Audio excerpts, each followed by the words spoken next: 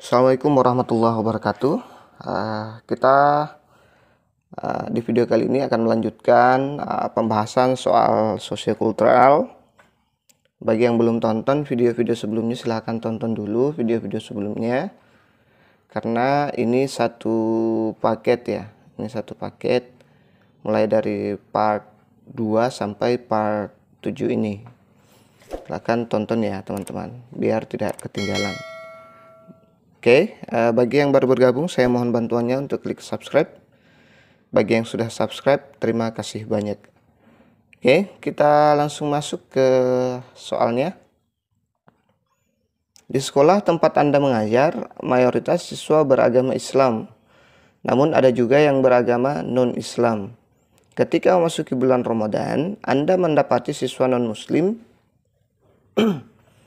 yang sedang makan di depan kelas ketika teman-teman yang lain sedang menjalankan ibadah puasa. Sebagai seorang guru, apa yang Anda lakukan untuk menyikapi hal tersebut? A. Menasihati agar siswa tidak makan di depan kelas selama bulan Ramadan demi menghormati yang berpuasa. B. Keduanya memiliki hak masing-masing, boleh berbuat sesuai keyakinannya. C. Menasihati siswa yang sedang puasa Ramadan bahwa makan dimanapun itu hak mereka. D. Meminta siswa tersebut untuk makan di tempat yang sepi agar tidak kelihatan teman-teman yang sedang berpuasa. E. Tidak peduli dengan tindakan siswa tersebut.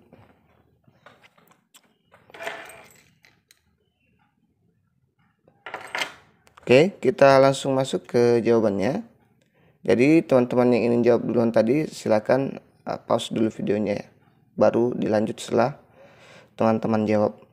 Oke, meminta siswa tersebut untuk makan di tempat yang sepi agar tidak kelihatan teman-teman yang sedang berpuasa ya. Jadi ini menurut saya jawaban yang terbaik di antara option-option yang ada. Oke. Ini menasihati agar siswa tidak makan di depan kelas selama bulan Ramadan demi menghormati yang berpuasa, ini juga bagus ya. Tapi kita langsung ini menasihati masih agak terlalu lembek ya. Nanti marah yang muslim kalau. Sebaiknya meminta ya. Meminta karena ini kasusnya sekarang mereka lagi makan, jadi tidak etis lah kalau kita menasihati mereka sedang makan. Bagus kalau diminta mereka untuk pindah tempat untuk makan ya. Menasihati itu hanya sebatas ya, kelasnya beda ya. Bagi orang-orang bahasa pasti tahu nih kelasnya antara menasihati dengan meminta. Oke. Tapi ini bagus juga kalau memang tidak ada option yang ini. Oke, kita ke option B. Keduanya memiliki hak masing-masing, boleh berbuat sesuai keyakinannya. Kalau seperti ini tidak ada lagi dong toleransi beragama, tidak ada lagi saling menghormati antara agama yang satu dengan agama yang lain. Jadi ini otomatis salah ya. Menasihati siswa yang sedang puasa Ramadan bahwa makan dimanapun itu hak mereka. Ini kok justru malah siswa yang berpuasa Ramadan yang dinasihati. Ini juga salah ya menurut saya. Kemudian tidak peduli dengan tindakan siswa tersebut. Ini gurunya tak peduli nih. EGP ya. Oke, jadi jelas ya. Kita lanjut ke soal berikutnya.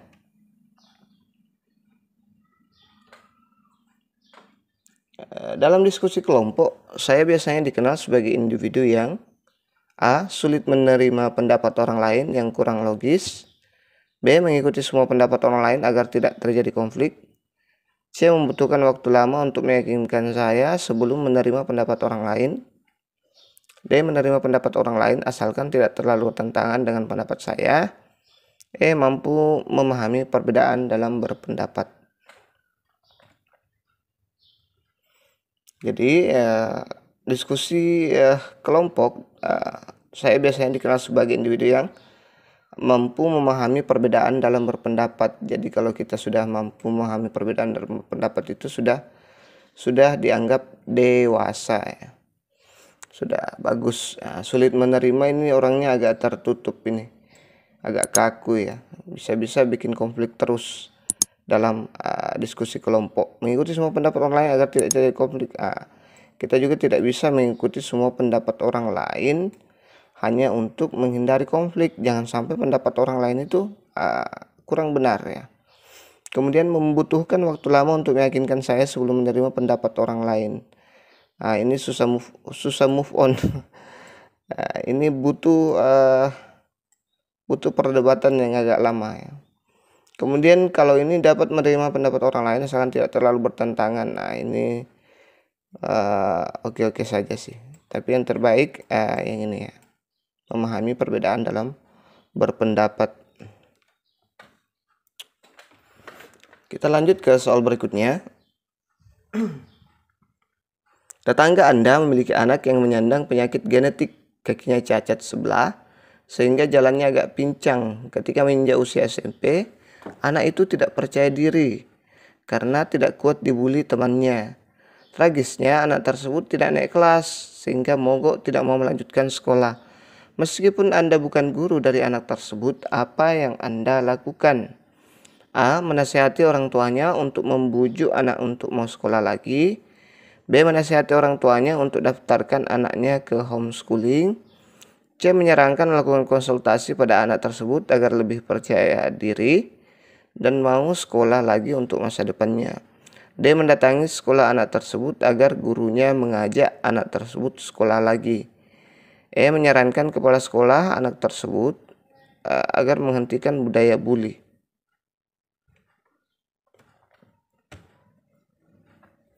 Jadi yang menurut saya yang terbaik adalah menyarankan melakukan konsultasi pada anak tersebut agar lebih percaya diri dan mau sekolah lagi untuk masa depannya. Kalau cuman menasihati orang tuanya untuk membujuk anaknya, ini saya pikir agak sulit berhasil ya. Menasihati orang tuanya untuk daftarkan anak ke homeschooling. Ini juga alternatif yang bagus bisa jadi ya, karena homeschooling tidak ada lagi bully ya, karena tinggal di rumah saja. Kalau ini agak berat ya. Kemudian datangi sekolah anak tersebut agar gurunya mengajak anak tersebut sekolah lagi. Anak-anak kalau terlanjur hilang kepercayaan dirinya, itu agak susah untuk diajak sekolah lagi. Menyarankan kepala sekolah anak tersebut agar menghentikan budaya bully. Budaya bully itu tidak bisa dihindari di sekolah ya. Sedikit banyaknya pasti ada saja ya yang tak dapat dari tak mampu dijangkau oleh guru ya, tak mampu dijaga sepenuhnya oleh guru. Oke, jadi menurut saya ini yang terbaik. Kita lanjut ke soal berikutnya. Berdasarkan introspeksi dan pendapat teman sesama guru, pribadi yang mencerminkan saya adalah A. Orang yang sulit mengapresiasi perbedaan cara siswa dalam menyelesaikan soal karena membuat bingung orang lain. B. Orang yang dapat mengapresiasi perbedaan namun hanya untuk hal-hal yang dapat dipahami saja.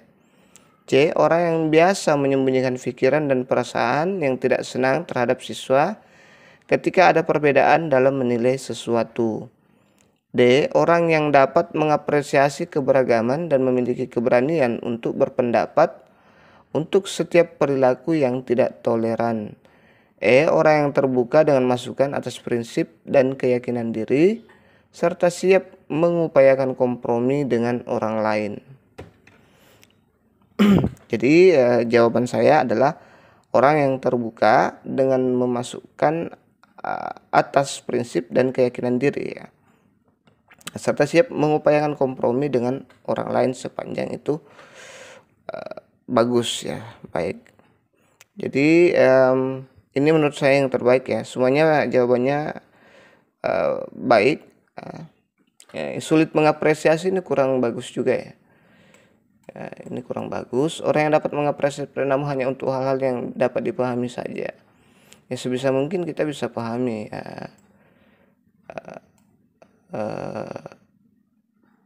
sesuatu itu dengan baik ya. Ini dia memilih-milih ya. Kemudian orang yang bias membunyikan pikiran dan perasaan tidak senang terhadap siswa ketika ada perbedaan. Nah, ini juga bahaya kalau selalu menyembunyikan perasaan dan pikiran ya, tidak terbuka, tertutup orang. Orang yang dapat mengapresiasi keberagaman dan memiliki keberanian untuk berpendapat untuk setiap perilaku yang tidak toleran. Ini terlalu keras menurut saya. Dia terlalu keras ya. Memiliki keberanian untuk berpendapat setiap pelaku yang tidak toleran. Dia agak tegas, agak keras. Orang yang terbuka dan masuk atas prinsip, nah ini yang saya pilih, ini yang terbaik menurut saya. Jika teman-teman punya pendapat lain, silahkan berkomentar di kolom komentar ya. Kita lanjut ke soal berikutnya. Seorang guru menegur salah satu siswa saat mata pelajaran sedang berlangsung karena ia tidak mendengarkan penjelasan guru dan malah bermain handphone. Pernyataan yang patut digunakan guru untuk siswa tersebut adalah: A. Sini berikan kepada saya handphonenya, kamu ini waktunya belajar malah bermain handphone sendiri. B. Kamu sendiri melakukan apa dengan handphone itu? Ayo dimatikan dan segera fokus pada penjelasan pembelajaran ini. C.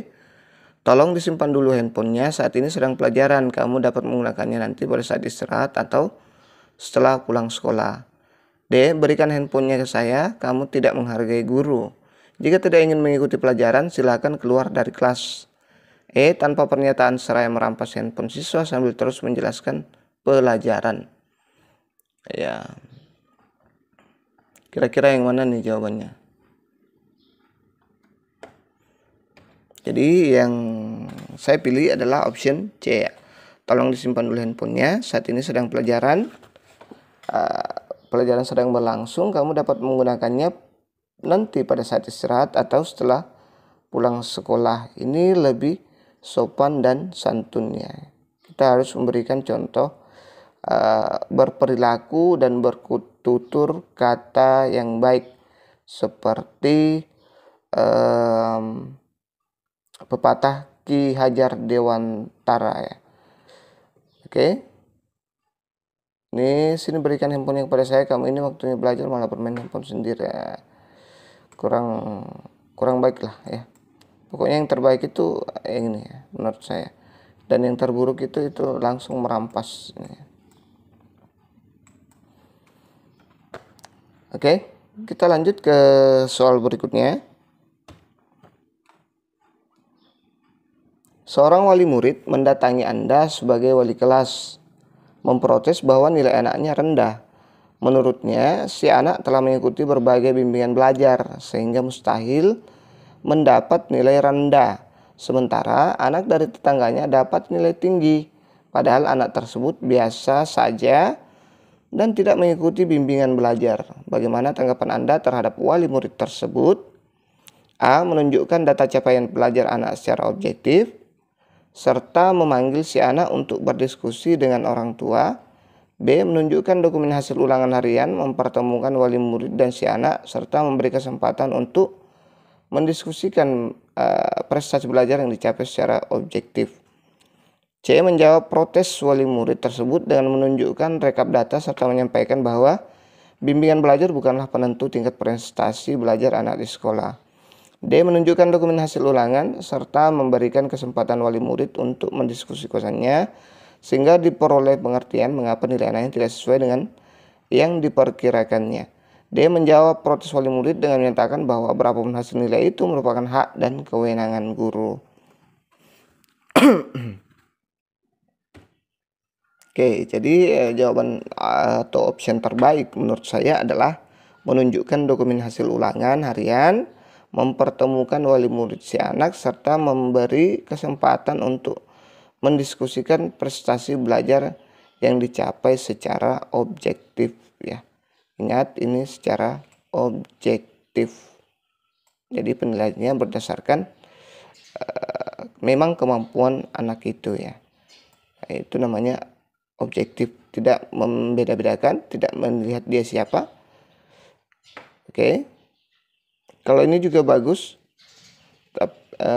Ini juga bagus, menunjukkan data capaian belajar anak secara objektif serta memanggil si anak untuk berdiskusi dengan orang tuanya. Nah, apa bedanya dengan ini? Dengan yang B ya, menunjukkan dokumen hasil ulangan harian, mempertemukan wali murid dengan si anak. Di sini ya di sini juga berdiskusi ya. Di sini juga berdiskusi prestasi belajarnya. Ini juga ada objektif, secara objektif. Ini juga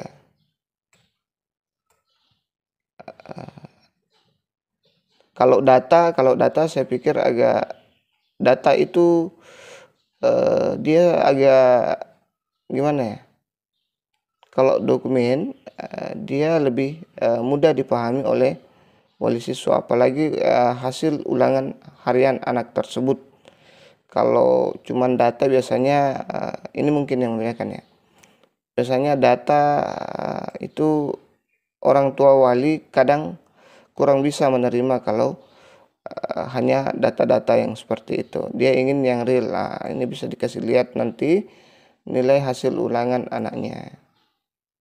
Anaknya juga bisa mengakui itu bahwa itu adalah hasil kerjanya. Dengan menunjukkan rekap data serta menyampaikan bahwa pembimbingan belajar bukanlah penentu. Ini juga kurang bagus. Nanti orang tuanya malah ciut, malah malas untuk mengikutkan anaknya dalam bimbingan belajar, padahal itu sudah bagus ya. Kemudian menunjukkan dokumen hasil ulangan serta memberi kesempatan wali murid untuk berdiskusi sehingga diperoleh pengertian mengapa nilai anaknya tidak sesuai dengan yang diperkirakannya. Ini juga mirip dengan yang ini, berdiskusi tapi tidak ada kata objektifnya. Saya lebih lengkap di sini secara objektif. Menjawab protes wali murid dengan menyatakan bahwa berapapun hasil nilai itu merupakan hak dan kewenangan guru. Ini guru pelit, gurunya agak susah ngomongnya. Ya, jadi tidak boleh berkata seperti itu dengan wali murid ya. Oke, kita lanjut ke soal berikutnya. Pada acara malam tirakatan untuk memperingati Hari Kemerdekaan RI, Anda menjadi narasumber di sebuah forum tirakatan warga. Jika Anda diberi kebebasan untuk memilih tema yang diuraikan, pada acara tersebut, maka Anda akan memilih tema apa? A. Menengok sejarah perjuangan pahlawan kemerdekaan dengan alasan untuk memberikan pencerahan kepada warga agar menghargai para pahlawan kemerdekaan. B. Tegakkan hukum menuju Indonesia Jaya dengan alasan persoalan bangsa Indonesia, terutama budaya korupsi yang lebih banyak disebabkan karena lemahnya penegakan hukum. C. Kesadaran hukum dalam mengisi kemerdekaan dengan alasan agar warga memiliki kesadaran untuk menegakkan hukum dalam mengisi kemerdekaan. D. Peran orang tua dalam mentaati hukum dengan alasan taat hukum adalah bagian dari mengisi kemerdekaan dan harus dimulai dari keluarga. E. Warga taat hukum, masyarakat damai dengan alasan agar warga selalu taat hukum sehingga perdamaian masyarakat tetap terjaga. Jadi saya lebih cenderung memilih option D, E ya, maaf. Ini. Karena kita di sini berada di forum tirakatan warga, itu alasan saya. Warga taat hukum, masyarakat damai. Kalau warga taat hukum, masyarakat damai dengan alasan warga taat hukum sehingga perdamaian masyarakat tetap terjaga. Semuanya bagus ya, semuanya bagus. Tapi menurut saya ini yang terbaik. Ya, kita tidak perlu jauh-jauh dari warga masyarakat pembahasannya itu gitu. Bisa saja ini ya, selain daripada E, saya juga lebih suka yang D ya, peran orang tua dan mentaati hukum, dalam mentaati hukum. Tapi kurang cocok ya, ini bukan tempatnya. Karena seandainya ini di sekolah mungkin ini akan cocok, tapi ini kan di forum tirakatan warga ya, dia bersama warga pada umumnya, bukan di area sekolah. Oke. kita lanjut ke soal berikutnya. Saat terjadi tindakan asusila di sekolah antar guru dan siswa, apa yang perlu Anda lakukan? A. Membahas bersama pihak internal sekolah dan segera menemukan solusinya. B. Mendiskusikan peristiwa tersebut dengan melibatkan pihak-pihak yang berkepentingan. C. Memanggil guru dan siswa yang bertindak asusila disertai pemberian nasihat. D. Memberitahukan kejadian tersebut kepada pihak-pihak yang berkepentingan agar dapat mendapat bantuan. E. Membiarkan peristiwa tersebut menghilang secara alamiah agar tidak memalukan sekolah. Ya, di sini kasusnya ada guru yang bertindak asusila, guru dan siswa. Terjadi tindakan asusila di sekolah antara guru dan siswa. Coba kita cek jawaban yang benar. Oke. Jadi menurut saya yang terbaik itu adalah membahas bersama pihak internal sekolah dan segera menemukan solusinya, ya. Itu mungkin yang terbaik karena kejadiannya terjadi di sekolah, bukan di sekolah, ya. Di sekolah. Pihak yang berkepentingan mendiskusikan yang berkepentingan saja. Kita tidak tahu siapa yang berkepentingan di sini. Memanggil guru dan siswa bertindak asusila disertai pemberian nasihat. Saya kira hanya pemberian nasihat itu tidak cukup, ya. Memberitahukan kejadian tersebut kepada pihak yang berkepentingan agar mendapat bantuan. Ini kita tidak tahu siapa yang pihak berkepentingan itu, ya. Dan bantuan apa yang bisa didapat. Membiarkan peristiwa tersebut menghilang secara alamiah. Ini parah nih. Bisa jadi nanti akan terulang lagi hal-hal yang seperti itu, ya. Baik, kita lanjut ke soal berikutnya. Seringkali dalam bekerja tim, kelompok memiliki pandangan yang bertentangan dengan pendapat Anda. Pernyataan yang paling menggambarkan reaksi Anda adalah A. Keluar dari kelompok karena saya tidak bisa menerima keputusan yang bertentangan dengan keyakinan. B. Tetap bergabung dengan kelompok namun diam-diam mengharapkan kelompok gagal menjalankan apa yang Anda putuskan. C. Tetap bergabung dengan kelompok namun mengikuti semua kegiatan dengan sepenuh hati. D. Menerima keputusan kelompok apa adanya namun tetap bersikap kritis terhadap keputusan yang telah diambil. E. Menerima sepenuhnya keputusan kelompok dan melakukan introspeksi bila ada pandangan perilaku yang keliru. Jadi jawaban yang saya pilih adalah menerima sepenuhnya keputusan kelompok dan melakukan introspeksi bila ada pandangan pribadi yang keliru. Jadi kalau yang A, keluar dari kelompok, ini orangnya kaku sekali, ya, keras sekali. Harus keluar dari kelompok hanya karena pendapatnya bertentangan dengan keputusan yang diambil. Padahal dalam kelompok itu kan bukan hanya satu orang yang kita hadapi, ya. Tetap bergabung dengan kelompok namun dia mengharapkan kelompok gagal menjalankan. Ini juga salah juga. Kalau kelompoknya gagal, ya Anda juga ikut gagal. Tetap bergabung dengan kelompok namun mengikuti semua kegiatan dengan sepenuh hati. Ini gimana, ya? Tidak nyambung, ya. Kurang bagus. Kurang nyambung menurut saya. Karena di sini bertentangan dengan pendapat Anda. Tetap bergabung dengan kelompok namun mengikuti semua kegiatan dengan sepenuh hati. Tetap bergabung, ya. Kurang nyambung saya pikir. Menerima keputusan kelompok apa adanya namun tetap bersikap kritis terhadap keputusan yang telah diambil. Ini option kedua terbaik menurut saya. Tapi tetap ini yang terbaik, menerima sepenuhnya dan melakukan introspeksi bila ada pandangan pribadi yang keliru. Jadi kita tidak boleh egois dalam berkelompok, ya. Baik, kita lanjut. Bagaimana sikap Anda terhadap guru yang melakukan pembelajaran dengan model ancaman dan pemaksaan kepada peserta didik agar berprestasi unggul? A. Sangat tidak setuju dengan tindakan guru tersebut dalam rangka meningkatkan prestasi unggul siswa. B. Tidak setuju terhadap model tersebut yang dilakukan oleh guru, yang digunakan oleh guru dalam meningkatkan prestasi unggul siswa. C. Cukup setuju dengan tindakan yang dilakukan oleh guru tersebut untuk meningkatkan prestasi unggul siswa. D. Setuju dengan kegiatan pembelajaran yang dilaksanakan guru bagi peningkatan prestasi unggul siswa. E. Sangat setuju dengan tindakan guru tersebut dalam membantu peningkatan prestasi unggul siswa. Oke, jadi jawaban yang saya pilih adalah sangat tidak setuju dengan tindakan guru tersebut dalam rangka meningkatkan prestasi unggul siswa ya. Janganlah diancam-ancam, jangan dipaksa ya. Nanti mental anak-anak itu akan rusak ya. Rusaknya dia seperti ketakutan dan sebagainya. Tapi kalau dulu percaya tidak percaya, inilah yang dilakukan guru.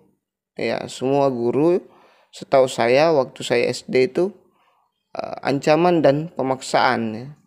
Jarang sekali guru yang tidak melakukan kekerasan dalam mengajar, tapi alhamdulillah hasilnya juga bagus ya. Saya juga heran dengan kurikulum yang dulu. Yang sekarang yang agak cengeng, agak manja itu malah siswanya tidak tahu sopan santun. Kalau dulu kita lihat guru itu takut sekali dengan penggaris kayunya itu loh. Ya, tapi berhasil kan? Kebanyakan dari mereka berhasil. Tapi menurut ilmu pengetahuan bahwa ancaman dan pemaksaan itu kurang bagus untuk anak karena bisa merusak mental anak-anak ya, seperti ya tidak percaya diri, selalu takut ya. Ya, itu. Oke, kita lanjut ke soal berikutnya. Oh ya, saya belum bahas semua ya. Tidak setuju terhadap model tersebut yang digunakan oleh guru dalam meningkatkan prestasi unggul siswa. Ini sangat ya, ada kata sangat, ini ada hanya tidak setuju. Cukup setuju. Ini ada setuju, ada sangat setuju. Oke, jadi ini semua bertentangan dengan jawaban saya ya. Ini yang mendekati. Tapi saya lebih cenderung yang lebih kuat, ada kata sangat. Oke, kita lanjut ke soal berikutnya. Pada sekolah tempat Anda bekerja, Anda sering berinteraksi dengan rekan guru lainnya.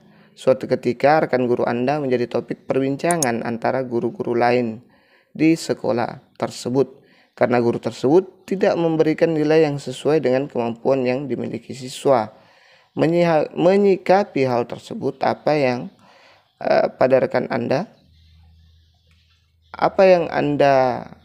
menyikapi hal tersebut, apa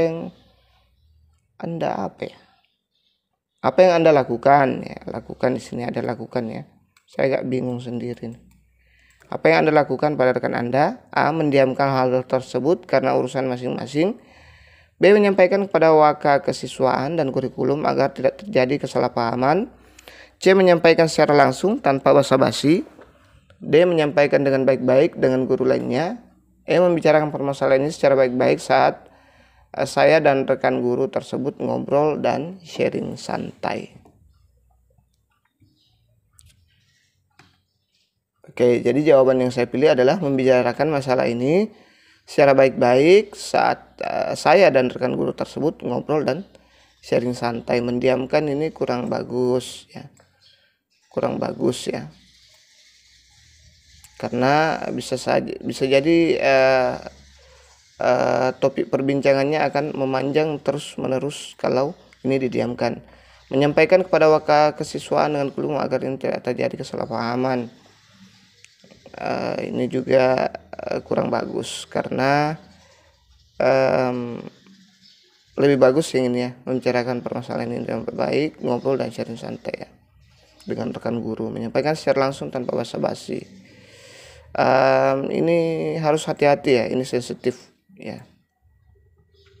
Menyampaikan dengan baik dengan guru lainnya. Harus semuanya, tidak boleh hanya dengan guru lainnya saja.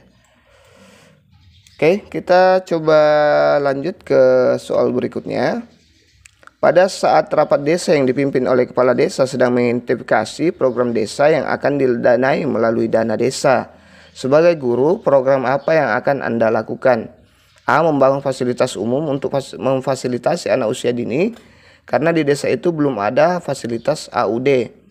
B. Perbaikan jalan antar dusun agar transportasi lancar, karena jalan di dusun tidak dapat dilewati kendaraan roda 4. C. Memperbaiki tempat ibadah di desa itu agar masyarakat dapat beribadah dengan tenang dan khusyuk. D. Memberi beasiswa bagi anak kurang mampu agar dapat melanjutkan studi sampai pendidikan tinggi. E. Pemberian modal usaha dan pelatihan kewirausahaan pada keluarga miskin di desa itu agar kemiskinan menjadi berkurang. Ya, jadi kira-kira yang mana nih jawabannya? Semuanya bagus kan? Ini bagus, ini bagus, ini bagus. Bagus semuanya bagus. Tapi saya lebih cenderung ke option D, itu memberi beasiswa bagi anak kurang mampu yang ada di desa agar melanjutkan studi sampai pendidikan tinggi. Itu yang terpenting, karena nanti mereka juga akan kembali mengabdi ke desa kita, ya. Kalau membangun fasilitas umum, saya pikir apakah memang masih ada fasilitas anak usia dini yang belum ada di desa? Ya, saya kira semuanya ada ya, atau gimana? Kalau saya lebih cenderung memilih yang ini ya. Ini katanya membangun fasilitas umum untuk memfasilitasi anak usia dini, karena di desa itu belum ada fasilitas anak usia dini. Ini juga bagus, tapi posisi kita bukan guru. Ini posisi kita adalah guru, jadi kita harus yang berhubungan dengan pendidikan. Ini hanya fasilitas ya, fasilitas tidak berhubungan dengan pendidikan ya. Ini kita sebagai guru ya. Oke, paham sampai di situ? Oke, itu saja dulu yang sempat kita share pada kesempatan kali ini. Lebih dan kurangnya mohon dimaafkan. Jangan lupa bantu subscribe dan like-nya. Assalamualaikum warahmatullahi wabarakatuh.